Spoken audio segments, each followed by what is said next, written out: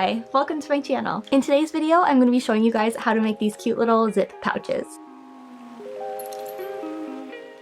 If this is the first time you're seeing one of my videos, my name's Rachel. Thanks for stopping by. I like to make stuff here, and since I've primarily been sewing for the past few years, you can expect to see a little bit of personal style chit chat here too. Okay, so I just did Me Made May. It is now June, and I had a lot of questions on this little strawberry pouch here. I always have this attached to one of my bags just to hold pacifiers. I also like to carry my earbuds in there sometimes. I have that pouch right here. So I initially got the idea to make this pouch after I saw this pattern right here. This is a sewing pattern that's available for free if you are a paid subscriber to Susie Quilt's blog. I'm not much of a quilter, so I am not a paid subscriber to this blog, but I'll have it linked below if you want to check it out. So yeah, when I saw this strawberry pouch, I was like, I need to make something like that. This was my first attempt at trying to make my own version of the strawberry pouch, and it's not perfect.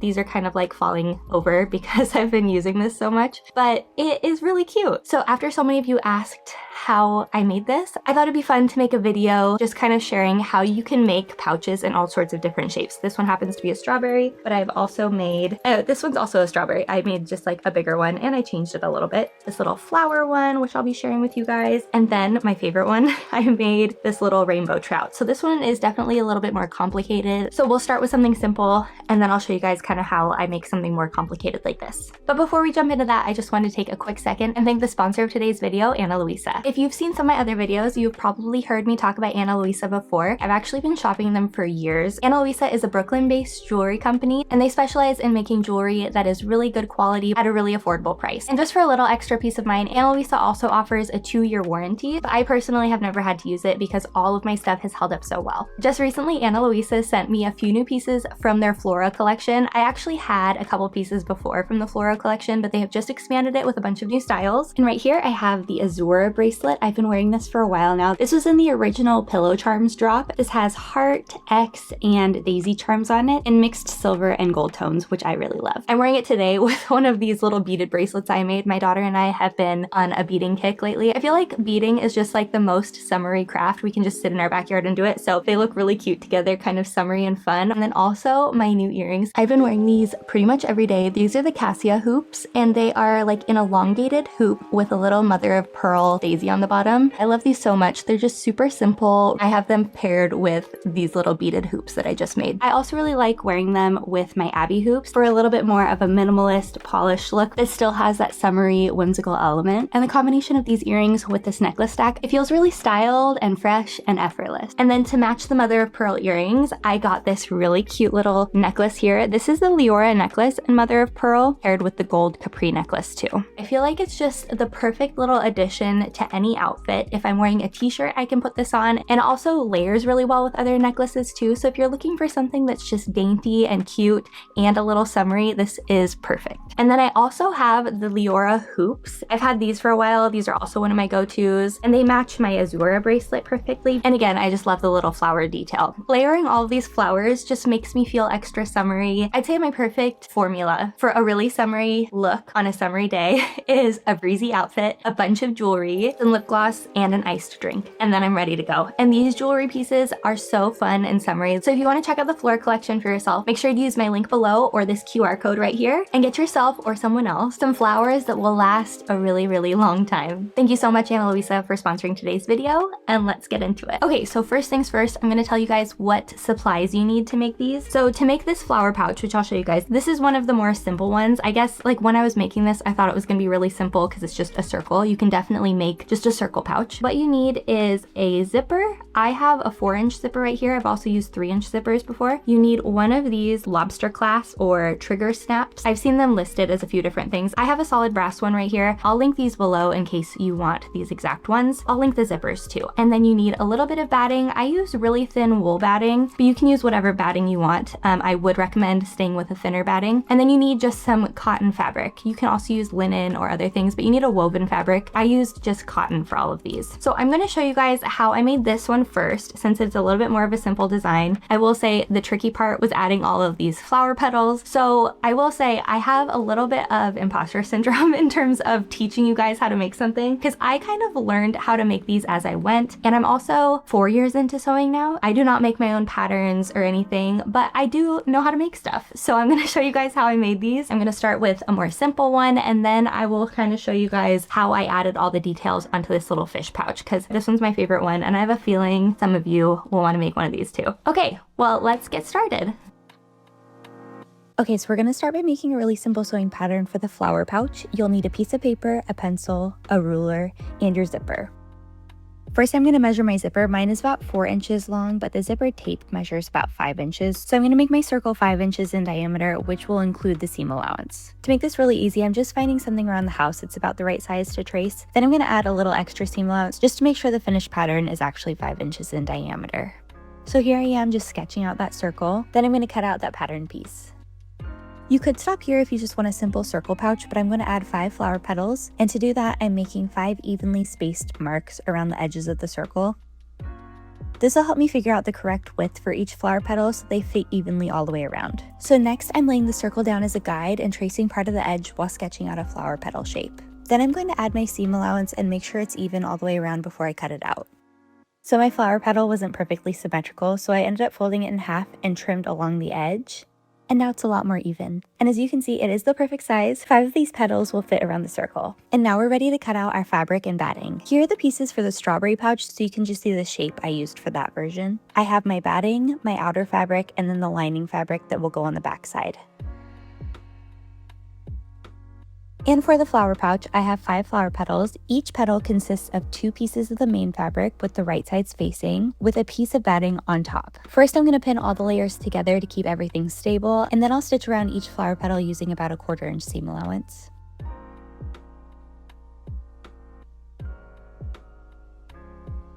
Once they're sewn, they'll look like this, and before turning them right side out, I'm going to clip little triangles from the seam allowance around the curves. This reduces some bulk, and it also helps the petals turn out really nice and smooth around the edges.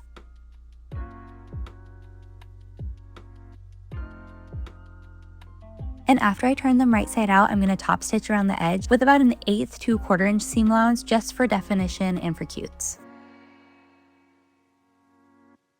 And here are all 5 flower petals all finished and ready to add to the bag.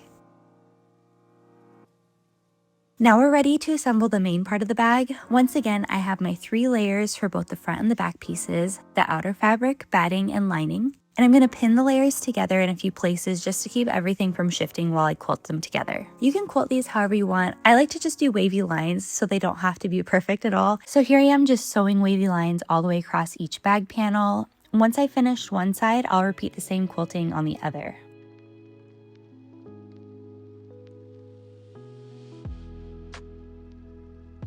Now that I've quilted both main pieces of the bag, I'm going to take the front panel here and find the widest point. This is the section that measures 5 inches across. I'm going to mark that line, and then I'm going to cut that piece in half. And here I am doing the same thing on the strawberry pouch. I'm just finding that 5-inch width and cutting straight across. Next, I'm going to finish these raw edges because these parts are going to be sewn to the zipper and I want that edge to be clean and finished. Once that's done, I'll set those aside for now while we move on to the clasp. And the clasp is going to be attached to a strip of bias tape. To make the strap, I'm going to cut a piece of fabric about 4 centimeters wide and then fold it in on itself so it's like a double fold bias tape. I'm going to stitch that down so it becomes a nice sturdy strap. And here I have 2 small fabric tabs that will go on each end of the zipper. I'm folding each one in half with the raw edge facing outward towards the zipper tape and the folded edge facing inward towards the center. Then I'm just going to sew them on each edge to secure them in place. Now my zipper is ready to be added to the bag and the strap is ready to loop through the clasp. And here I am placing the right side of the front piece of the bag along one edge of the zipper tape and pinning in place before sewing.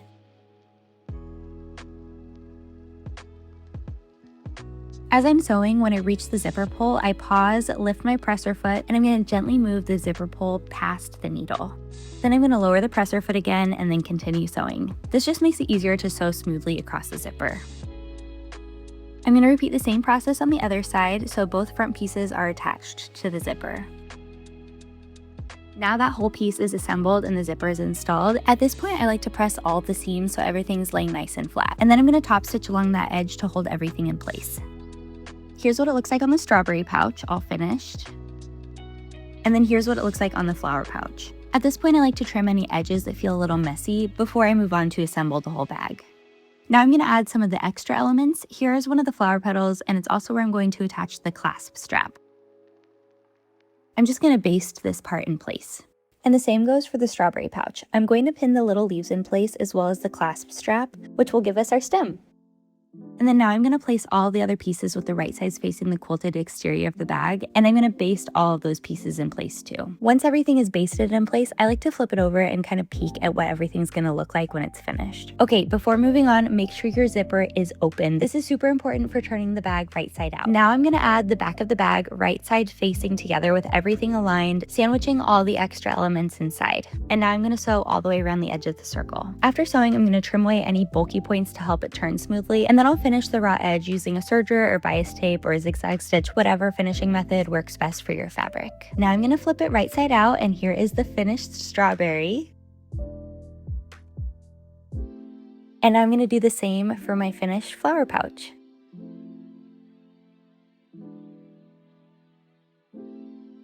Here's the main shape of the fish body, and this is where the zipper is going to go. It's going to be about 4 inches long since I'm adding the seam allowance later. I'm going to pay attention to the width on both sides of that line because one side is where we're going to attach the fish head, and then on the other side will be the tail. My measurements here are about 3.5 inches on one side and 1 3/4 inches on the other, but you can really adjust these proportions however you want. I'm going to connect the lines and smooth everything out into a natural fish body shape, and this will become the fish belly pattern piece. Then I'll add some seam allowance about 1 centimeter all the way around, and then I'll cut it out. Now I'm going to lay that pattern piece down and start working on the fish head. I sketch one side first, and then I'm going to cut it out and then fold it in half and trace it so it ends up being symmetrical on the other side. And I'll repeat the same process for the tail, drawing one side, folding it over, tracing it, and then cutting it out so both sides match evenly. And next I'm going to add the fins. I have a top fin, a side fin, and then I also decided to add a small bottom fin too. And now that I have my full pattern cut out, I'm going to move on to cutting out the fabric. You can use all one fabric, but I decided to use 4. So for the belly, I have 2 pieces for the top section, each about 2 inches wide and 5 inches long, and 2 pieces for the bottom section in different widths at 1.5 inches wide and 2.5 inches wide. And I have the exact same pieces for the back of the pouch. I also have my head pieces, tail pieces, fins, and lining fabric all ready to go. I'm going to sew all the striped body pieces together first, wrong sides facing, and then press them flat. And then I'm going to cut out all my fabric pieces by folding the main belly pattern in half, laying it on the fabric, and cutting around it. And I also cut out the head pieces from the main and lining fabric for the front and back. So I have 2 main and 2 lining pieces for the head. And now it's time for batting. Then I'm going to pin each fabric piece to the batting to hold everything in place and then cut them out from there. Next, I'm going to layer the lining pieces on the other side of the batting and pin everything together so I can start quilting. I'm just going to quilt simple wiggly lines on this one too.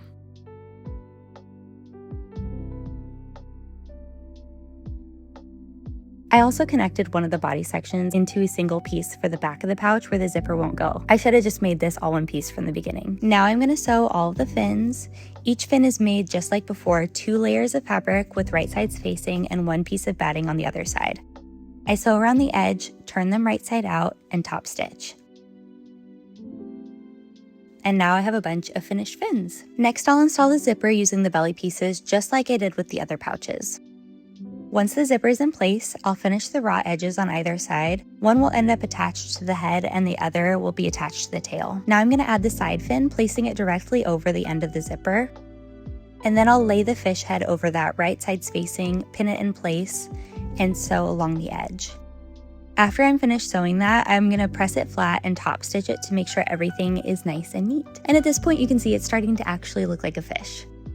Now I'll add all the rest of the details, basting all the fins, clasp, and tail pieces in place so nothing shifts when I sew. And before closing everything up, I'm going to make sure the zipper is open again, and then I sandwich everything between the front and the back pieces of the bag with the right sides facing. Also, all the way around the fish, and here it is looking kind of like a football. I tried finishing all my raw edges, but you can see my serger was a little bit mad at me. I'll fix that later. Then I'll turn everything right side out, and now I have a finished trout pouch. This is clearly a wardrobe essential. Everybody needs one of these.